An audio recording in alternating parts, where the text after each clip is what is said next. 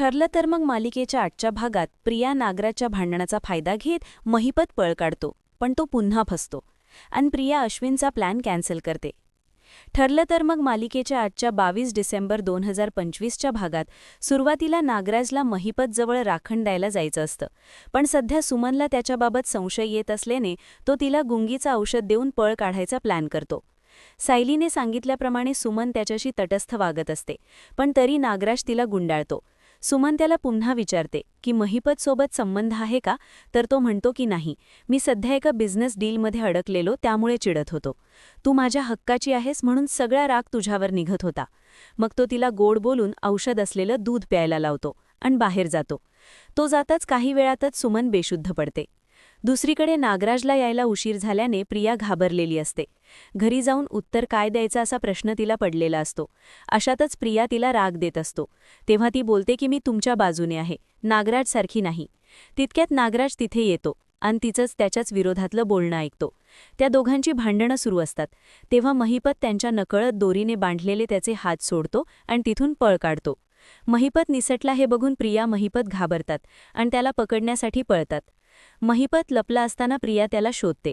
महिपत प्रियाकडे तोंड करून असताना नागराज पुन्हा पाठवून त्याच्यावर वार करतो. प्रिया घाबरते. महिपतला काही झालं तर त्याची माणसं आपल्याला सोडणार नाहीत असं बोलते. तेव्हा नागराज पुन्हा त्याच्यावर चिडतो, कारण त्याने तिचं आणि महिपतचं बोलणं ऐकलेलं असतो. तो तिला तिथून जायला सांगतो.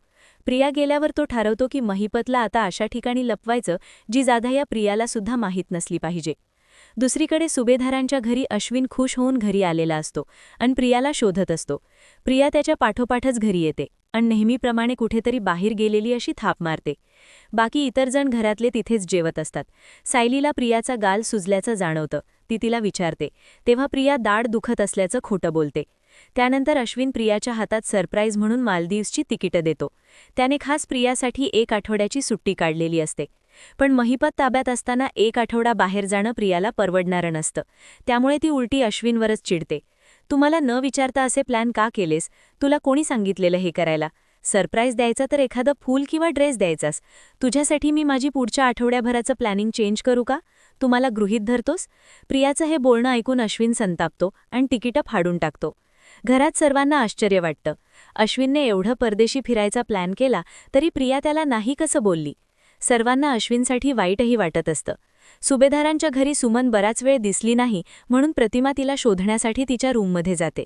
तेव्हा तिला दिसतं की ती बेशुद्ध होऊन पडली आहे. जवळच तिच्या दुधाचा ग्लाससुद्धा असतो. प्रतिमाला थोडा संशय येतो. दुसरीकडे नागराज आणि सायली अर्जुन प्रियाच्या संशयास्पद वागण्यावर बोलत असतात.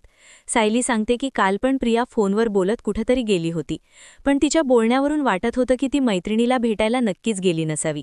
तिच्यावर बारीक लक्ष ठेवावं लागणार. शिवाय आपल्याला नागराज काकांविरोधातही पुरावे गोळा करायचे आहेत. व्हिडिओ आवडला असेल तर लाईक